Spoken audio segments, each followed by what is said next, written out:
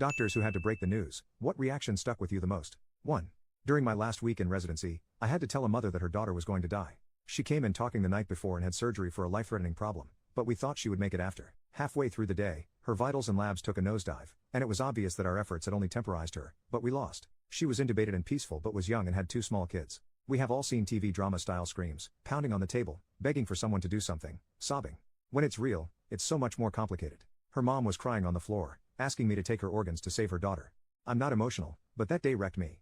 I went to the bar after attending, and we didn't talk. I try not to think about it. 2.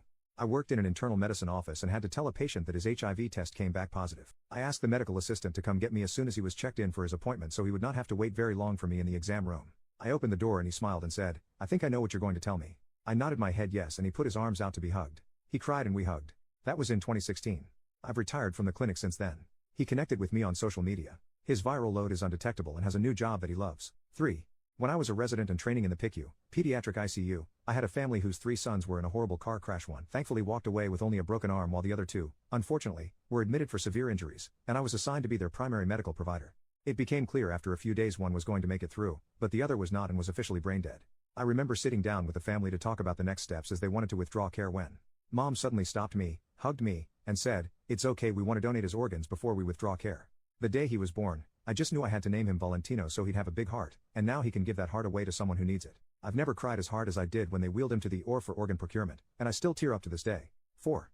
In the first year of being a doctor, a patient had an abrupt/very unexpected code and died shortly after we had just discussed starting a new round of chemo the next day. He was fully laughing and just hanging out with his family in the room not 30 minutes before he passed. It was the kind of experience that shook you and made you consider leaving medicine because you do not know if you will ever trust yourself again. I lost it and spent 15 minutes ugly crying in a stairwell before I could bring myself to go to the family waiting room and tell them. But when I got there, they said they figured out what had happened. They were sad but thanked me for at least making his last day a happy one and hugged me.